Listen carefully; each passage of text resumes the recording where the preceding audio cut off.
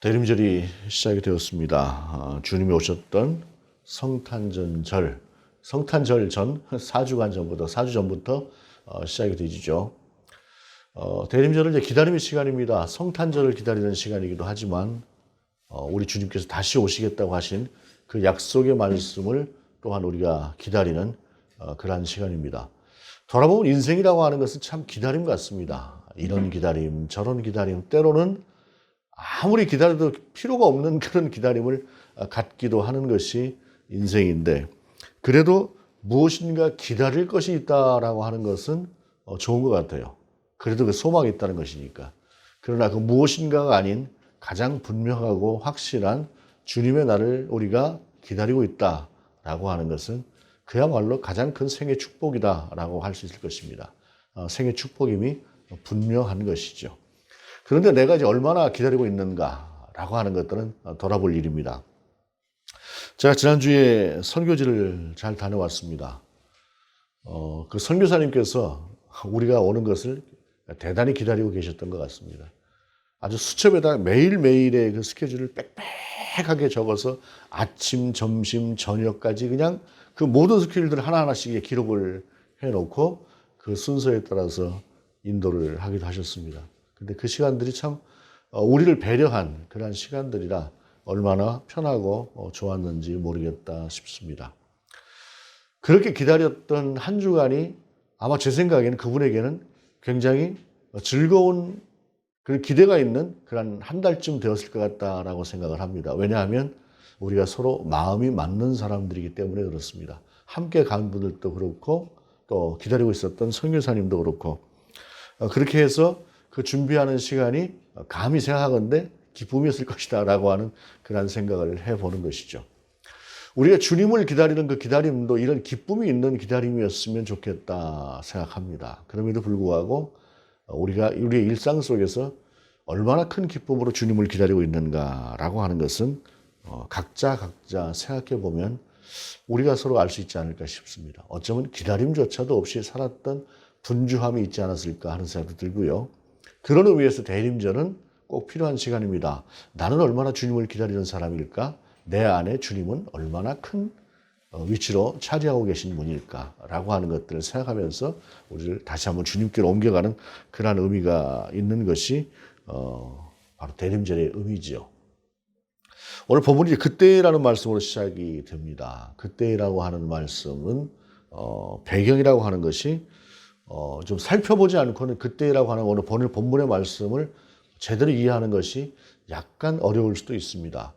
분명히 오늘 본문의 말씀은 종말론적인 말씀입니다. 우리 주님께서 다시 오시는 그날, 재림의 그날에 대한 말씀이기도 한데, 그러나 이 오늘 본문 속에 있는 이 말씀은 역사적인 사건에 대한 예언이 분명히 그 예언적인 말씀, 예언의 말씀이 포함된 말씀이에요. 이 말씀을 이해하기 위해서는 오늘 본문이 시작되고 있는 13장 1절 이하를 우리가 좀 살펴볼 필요가 있습니다. 예수께서 성전에서 나가실 때에 제자 중 하나가 이르되 선생님이여 보소서 이 돌들이 어떠하며 이 건물들이 어떠하니까 예수께서 이르시되 내가 이 큰 건물을 보느냐 돌 하나도 돌 위에 남지 않고 다 무너뜨려지리라 하시니라. 이 말씀의 배경을 우리가 생각을 해보게 되면 한편으로 재미있고 또 한편으로 안타깝고 그래요. 왜냐하면 오늘 본문의 말씀은 이제 대략 한 수요일쯤 된다 그래요. 그러니까 마지막 수요일을 말씀하시는 거예요. 하는 것이에요. 우리 주님께서 십자가에 달리기 전에 우리 주님이 금요일 날 새벽에 붙잡히시고 금요일 날 낮에 십자가에 달리시잖아요. 그러니까 그 이틀 전 수요일 그쯤 된다고 이야기를 합니다. 예루살렘 성에 입성을 한 제자들이 얼마나 큰 기대가 있었겠어요. 야, 우리 주님이 이제 메시아이신데, 왕이신데, 진짜 이제 왕이 되시고 나면 나는 최소한 뭐 정도 되지 않겠어? 이런 기대를 하고 우리 주님과 함께 예루살렘 성에 입성을 해서 특히 이제 예루살렘 성전에 들어가셨어요. 예루살렘이라고 하는 그 수도 안에 이 성전이 헤롯 성전, 이때 당시 성전이 헤롯 성전인데 굉장히 화려하게 지었다고 해요. 그 화려한 성전들을 바라보면서 야, 이제는 내가 저 갈릴리 저 변방에 사는 사람이 아니라 이 예루살렘 성에 살고 그리고 이렇게 잘 지어진 이 화려한 건물과도 같은 내 인생이 시작되겠구나라고 하는 생각을 했을 거예요. 그러면서 주님께 아우 주님 이 성전을 보세요. 이 돌들이 어마어마한 이 돌들을 가지고 성전을 쌓았네요. 만들었네요 하면서 감탄을 하면서 이 성전에 대한 아름다움을 주님 앞에 이야기를 했던 거예요. 그런데 우리 주님이 하시는 말씀이 이 성전이 돌 위에 돌 하나도 남지 않고 완전하게 무너져 버릴 것이다. 라고 이야기를 하시는 거예요. 여기에는 이제 의미가 몇 가지가 있어요. 그 첫 번째는 뭐냐면 지금까지는 성전을 중심으로 하나님을 향해서 살았던 하나님의 백성들의 삶이라고 하는 것이 이제 성전은 무너지고 그 성전을 온전한 성전, 그러니까 인간이 만들어낸 성전은 불완전한 성전이에요. 그런데 그 불완전한 성전이 무너지고 완전하신 성전이신 예수 그리스도로 말미암아 우리도 함께 성전이 되고 그렇게 하나님 앞에서 세워져 갈 것이라고 하는 성전의 종말에 대한 그런 말씀이 그 안에 포함이 되어져 있고, 또한 이 말씀은 역사적으로도 실제적으로 이 본문의 말씀을 하신 후에 수십 년이 지난 후에 AD 70년에 이 성전이 멸망해요. 그러니까 예루살렘의 성전이 완전히 황폐화되어 버립니다. 그러한 역사적인 사실에 대한 예언까지도 우리 주님께서 동시에 하신 것이에요. 그래서 성경에 있는 말씀들은 특별히 이제 메시아에 대한 말씀들은 시대적인 측면에서 바라볼 말씀이 있고 궁극적으로 말씀하시고자 하는 말씀이 있고, 그리고 그 말씀을 넘어서서 아직 우리도 기다리고 있는 더 큰 미래에 대한, 더 먼 미래에 대한 이야기를 또 성경에는 함께 표현이 되어 있다라고 하는 말씀입니다. 자, 이제 이게 성전 너무 좋아요. 우리도 이제 이런 성전과도 같은 그런 삶을 살 거예요라고 하는 그런 기대를 하는데 우리 주님께서 그냥 거기에다가 한 방에 그 사람들을 보내버리시니까 얼마나 놀랬겠습니까? 그러면서 그 쭉 이어지는 말씀이 환란이라고 하는 것이 올 것이고 그때 거짓 선지자들이 나타날 것이고 라고 하는 그런 말씀을 쭉 우리 주님께서 하시는 것이에요. 너무 우리 주님께서 진지하게 말씀하시니까 이제 제자들이 어떻겠습니까? 걱정이 되지 않겠습니까? 그러면 걱정이 되고 나면 사람이 본능적으로 무엇부터 시작을 해요? 그 시기가 언제인지, 그리고 그 시기가 다가올 때에 어떤 징조가 있을 것인지 이런 것들을 우리가 알고 싶지 않습니까? 그러니까 주님께 그렇게 묻고 있었던 그들에게, 궁금해하는 그들에게 하시는 말씀이 오늘 본문을 통해서 주시는 말씀인데, 그때의 그 환난 후 해가 어두워지며 달이 빛을 내지 아니하며 라고 말씀하고 있어요. 자, 이 말씀을 들으면 어떤 생각이 듭니까? 우리 주님께서 오시는 그 무렵 되고 나면은 모든 천지의 상황들이, 우주 만물이 막 변화되고 태양이 빛을 잃고 별이 뭐 떨어진다거나 뭐 하면서 그냥 그 온통 자연 징조가 어마어마하게 어떻게 변하는 그러한 것들을 우리가 상상하기 쉽겠지요. 그러다 보니까 어디에 좀 쓰나미가 일어났다 하게 되면은 이제 뭐 전조적인 현상이다. 뭐 이렇게 이야기를 하고, 또 심지어 그것을 누구의 뭐 죄 때문이다라고 이야기도 하고, 사람이 이제 그렇게 해석을 하고자 하는 마음들이, 그런 마음들이 있어요. 그런데 오늘 본문의 말씀을 보게 되면 이 말씀은 구약 성경 여러 곳에서 주로 심판의 의미로 사용되던 말씀이에요.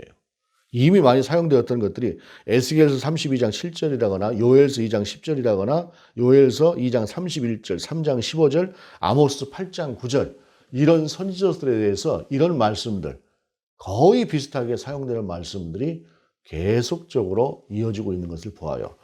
인데 에스겔이나 요엘이나 뭐 아모스나 이런 말씀들은 종말론적인 면도 있지만은 이스라엘의 심판에 대한 말씀들도 그 안에 있는 것이죠. 그래서 이스라엘이 열방으로부터 또는 강국으로부터 침략을 받고 그들이 멸망을 하게 될 때에 그 상황에 대해서 비유적으로 표현한 표현이에요.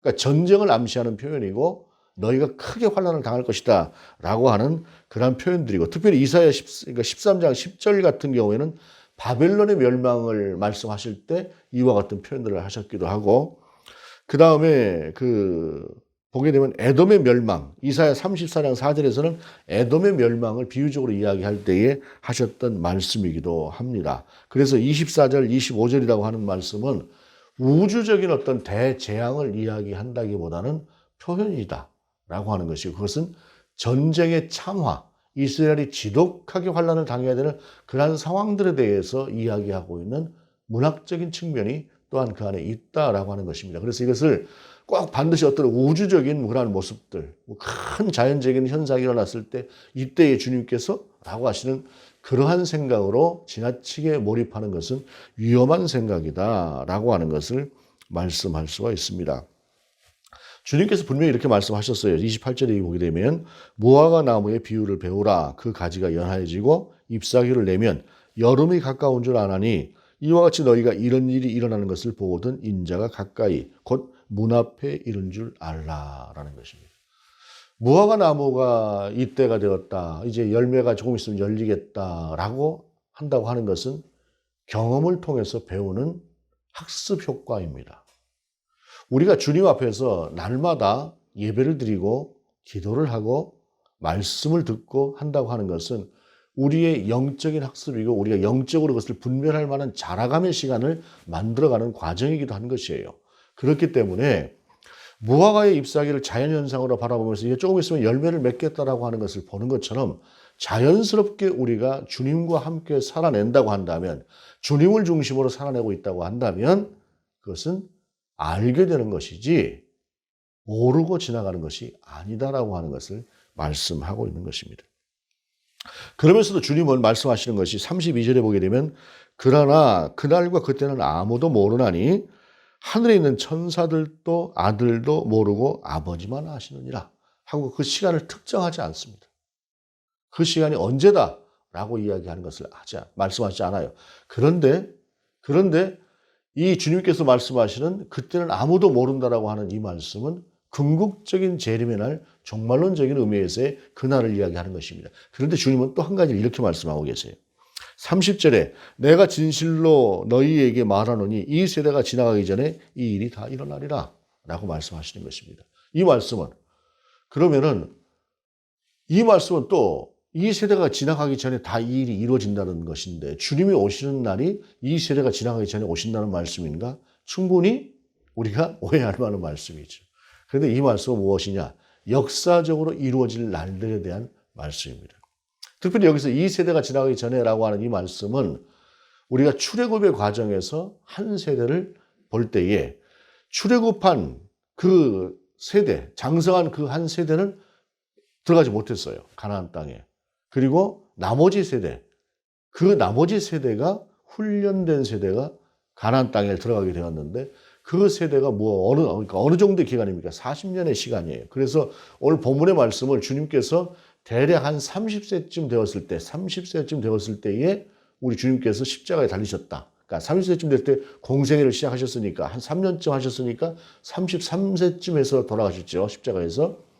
그 뒤로 약 한 40년 가까운 시간이 지났을 때에 AD 70년경쯤에 어떤 일이 일어납니까? 어마어마한 일들이 일어나죠. 로마 군대가 그야말로 예루살렘에 들어와서 돌 하나도 돌 위에 남지 않을 만큼 철저하게 예루살렘 성전을 부숴버립니다.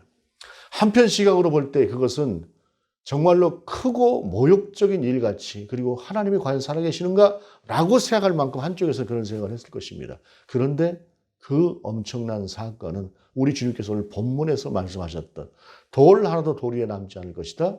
성전은 이제 시대가 끝이 났다. 그리고 성전의 시대가 아니라 완성을 이룬 성전 예수 그리스도를 통해서 너희가 이제 하나님께로 나아가는 그 길이 이제 일어나는 그 한 시대가 새롭게 열리는 시대일 것이라고 하는 그런 말씀을 주셨던 것인데, 이 말씀을 그때 당시는 제대로 다 이해를 못했다라고 하는 것이 우리가 그 본문을 통해서, 그 배경을 통해서 이야기할 수 있는, 생각할 수 있는 말씀입니다. 그러면은 우리가 또 이제 그 주님과 함께 산다고 하는 것이 어떤 것들일까라고 하는 것들을 좀 한번 생각해 볼 수 있지 않겠습니까? 그냥 주일날 와서 예배 드리고 대림절이군요 하면서 이렇게 살아가는 것이 맞을까라고 하는 생각도 해볼 수가 있을 것입니다. 그런데 주님이 이렇게 말씀하세요. 주의하라, 깨어있으라, 그때가 언제인지 알지 못함이라. 한편으로는 무화과 나무를 보게 되면 알 것이다 라고 하는데, 또 한편으로 보게 되면 깨어있으라 라고 하시면서 긴장감을 우리 가운데 주고 계시는 것을 볼 수가 있어요.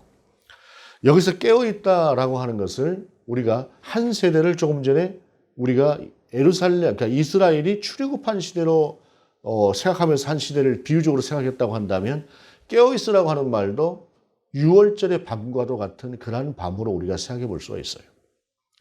이스라엘 사람들이 애굽에서 종살이하고 있을 때 마침내 하나님께서 10가지의 재앙을 그들 가운데 퍼부으신 후에 이제 이스라엘이 마침내 그 땅에서 나가게 되는 그때에 하나님께서 준비를 시키시죠. 준비해라 라고 하는 그날 어떻게 합니까? 6월절 어린 양을 잡고 그 밤에 한편으로 여기 애굽 온 땅에서는 애굽의 모든 장자가 죽게 되는 그 엄청난 재앙이 내리는 날에 이스라엘은 그 재앙을 피하면서 6월절 잡은 그 양을 먹으면서 준비를 하고 있었어요. 어디로? 어떻게? 이제 하나님께서 나가라 하는 그 말씀을 하시게 되는 모든 그 순간에 이제 모든 애굽에 있는 그 시간들, 여태까지 살았던 그 삶들을 내려놓고 이제 새로운 세대를 향해서 새로운 시간을 향해서 나아갈 준비를 그들이 하고 있었던 밤이 6월절의 밤 같은 밤이에요. 바로 그런 밤을 이야기하는 것이다 라고 하는 것입니다. 그러면서 그걸 좀 더 구체적으로 말씀을 하시는데 34절에 보게 되면 가령 사람이 집을 떠나 타국으로 갈 때에 그 종들에게 권한을 주어 각각 사물을 맡기며 문지기에게 깨어있으라 명함과 같으니 그러므로 깨어있으라 집주인이 언제 올는지 혹 저물 때일는지 밤중일는지 닭 울 때일는지 새벽일는지 너희가 알지 못함이라 라고 말씀하고 있어요. 자, 여기서 중요한 것이 초저녁에 오실지 늦은 밤에 오실지 밤이 한창 깊을 때 오실지 아니면 밤이 이제 끝나갈 무렵에 오실지 도대체 어떻게 그걸 알고 있어? 이렇게 생각할 수도 있죠. 근데 오늘 본문을 보게 되면 각각 맡겨진 게 달라요. 이 업무를 맡은 사람 이 업무를 하는 것이에요. 저 업무를 맡은 사람 저 업무를 하는 것입니다. 그런데 문지기에게는 문지기의 업무가 있는 것이에요. 그럼 문지기는 어떻게 하면 되겠습니까? 여유 있는 시간에 쉬기도 하죠. 그러나 밤이 되고 나면 불침번을 쓰는 것처럼 촉각을 거기에 거두고 그 시간들을 준비하고 있어야 된다는 것입니다. 어느 때 올지 그러니까 모르신다라고 하는 그 말씀은 바로 생각하고 준비하고 있으면 똑똑 두들기는 때에 바로 가서 열 수가 있는 것이에요. 그런데 그때 그 자리를 비운다거나 어제도 안 오고 그저께도 안 오셨던 분이니까 오늘이라 오시겠어 하고 문을 지키는 그 자리에 있지 않고 다른 곳에 가서 논다거나 자기의 의무를 하지 않고 그 어떤 있어야 될 장소를 이탈해버린다고 한다면 그때는 문을 누가 열어주겠습니까?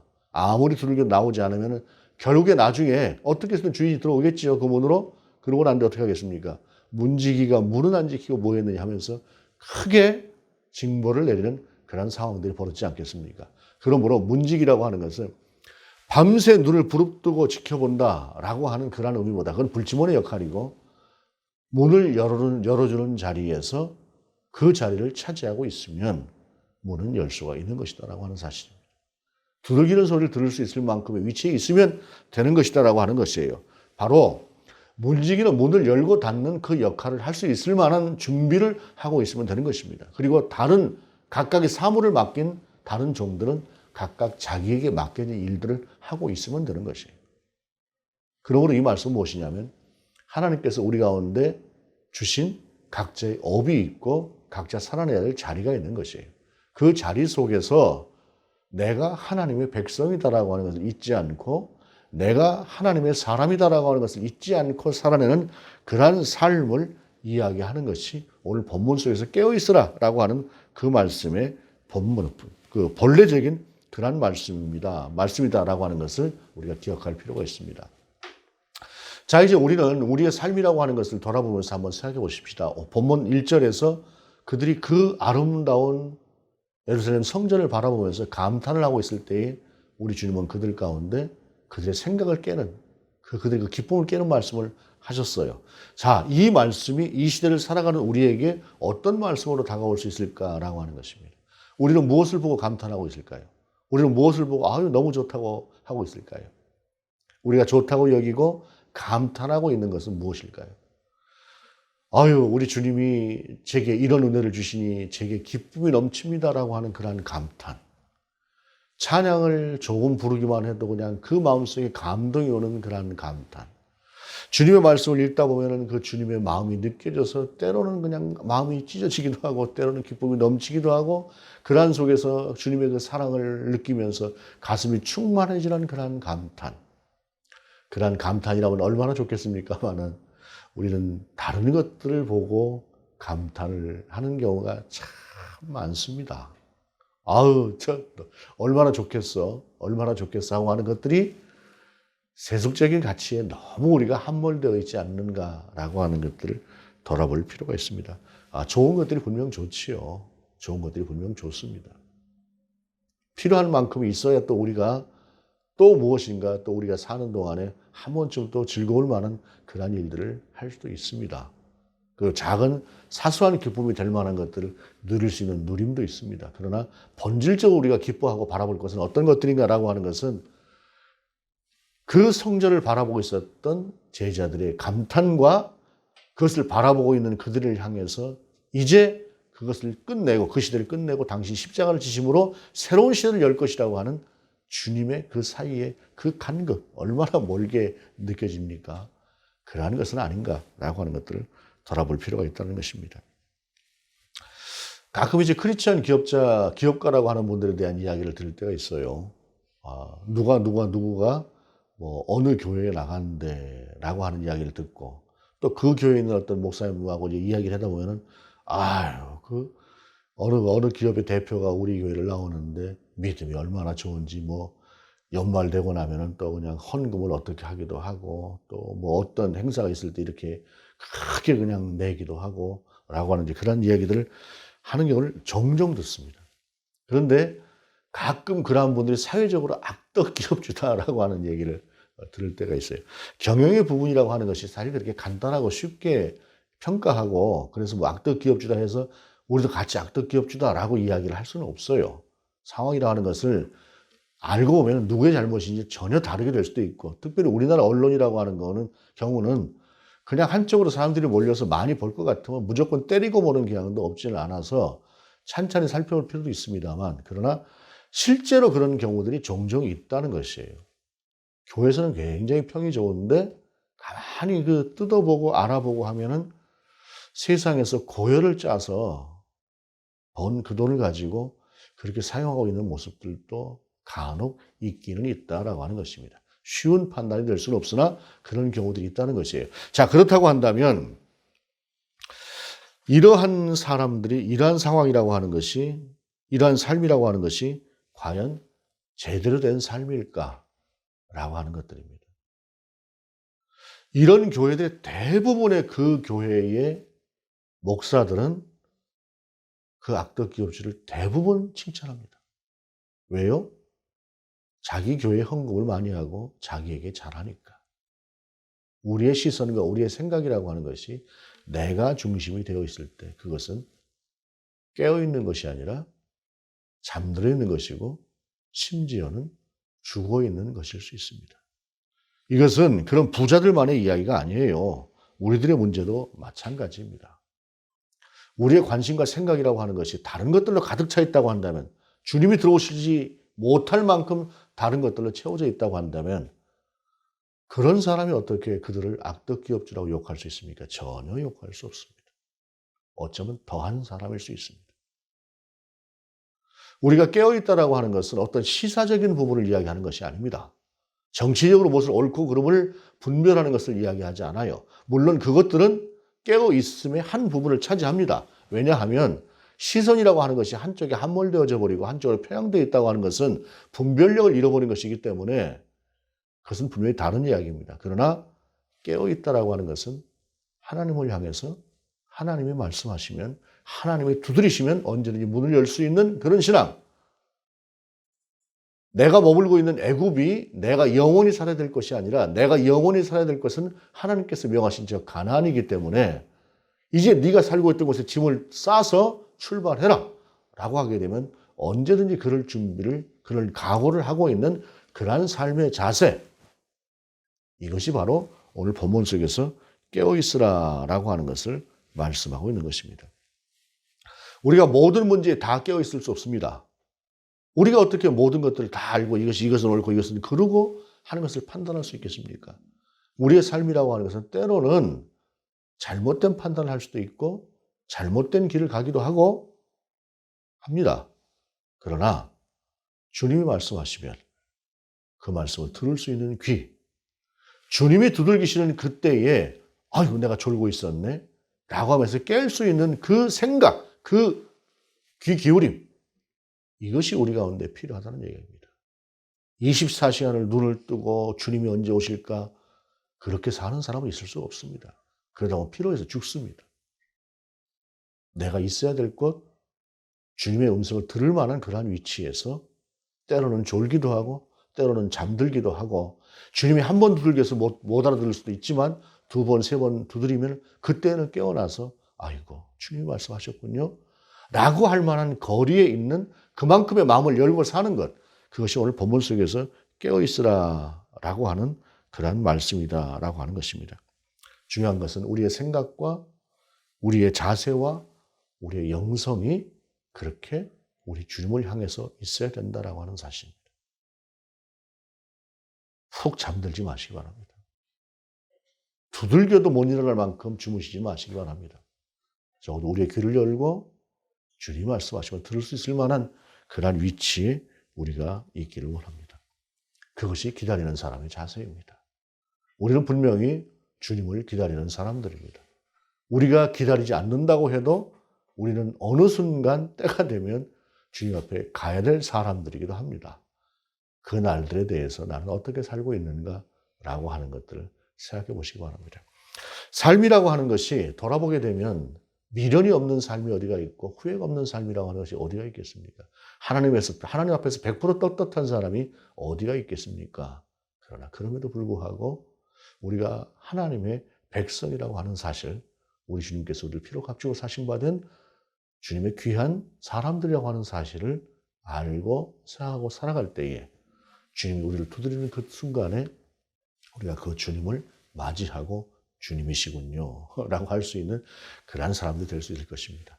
그렇게 살아갈 수 있는 그러한 저와 여러분 될 수 있기를 원합니다. 기도하시겠습니다. 주님, 대림절의 시간에 우리가 어떤 것들을 바라보고 있고 어떤 것에 가치를 두고 있고 우리의 시선과 생각이 우리 영성조차도 어디에 가 있는가 하는 것들을 돌아보게 하시옵소서. 주님, 화려한 성전에 마음을 두는 것이 아니라 그 성전을 끝내고 십자가를 지시고 우리에게 더 좋은 성전을 열어주시는 그 주님을 바라보게 하시옵소서. 예수님의 이름으로 기도드립니다. 아멘.